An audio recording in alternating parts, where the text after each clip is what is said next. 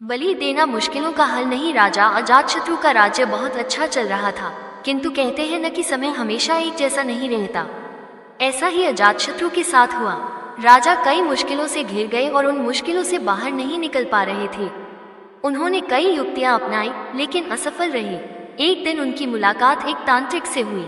राजा ने तांत्रिक को अपनी मुश्किलें बताईं। तांत्रिक ने राजा की बातों को ध्यान से सुना, फिर उसने एक उपाय बताया। तांत्रिक ने कहा, आपको पशु बलि देनी पड़ेगी, तभी आपकी मुश्किलों का समाधान होगा। पहले तो राजा काफी सोच विचार में पड़ गया, लेकिन उन्हें जब कोई भी रास्ता न दिखा तो उन्होंने तांत्रिक की बात मान ली।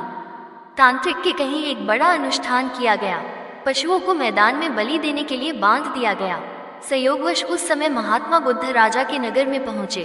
वे उसी स्थान से गुजर रहे थे जहां पर राजा ने अनुष्ठान कराया था। महात्मा बुद्ध ने जब देखा कि निर्दोष पशुओं की बलि दी जाने वाली है तो वे राजा के पास गए और बोले, राजन, आप इन निर्दोष पशुओं को क्यों मारने जा रहे हैं? राजा बोले, महात्मा जी, मैं इन्हें मारने नहीं अपितु राज्य के कल्याण के लिए इनकी बलि देने जा रहा हूँ, जिससे सारे राज्य का कल्याण होगा। महात्मा बुद्ध बोले, क्या किसी निर्दोष जीव की बलि देने से किसी का भला भी हो सकता है? थोड़ा सा रुककर महात्मा बुद्ध ने जमीन से एक तिनका उठाया और राजा को देते हुए बोले, इसे तोड़कर दिखाएं। राजा ने तिनके के 2 टुकड़े कर दिए। बुद्ध बोले, इसे अब पुनः जोड़ दे। राजा बोले, महात्मा जी, यह आप कैसी बातें कर रहे हैं? इसे तो अब कोई भी नहीं जोड़ सकता। तब बुद्ध राजा को समझाते हुए बोले, राजन, जिस प्रकार इस तिनके के टूट जाने के बाद आप इसे नहीं जोड़ सकते, ठीक उसी प्रकार जब आप इन पशुओं की बलि देंगे तो यह निर्दोष जीव आपके कारण मृत्यु को प्राप्त होंगे और इन्हें आप दोबारा जिंदा नहीं कर सकते, बल्कि इनके मरने के बाद आपको जीवहत्या का दोष लगेगा और आपकी मुश्किलें कम होने के बजाय और भी कहीं अधिक बढ़ जाएंगी, क्योंकि किसी भी निर्दोष जीव को मारकर कोई भी व्यक्ति खुशी नहीं प्राप्त कर सकता। आपकी समस्या का हल निर्दोष जीवों को मारने से कैसे हो सकता है?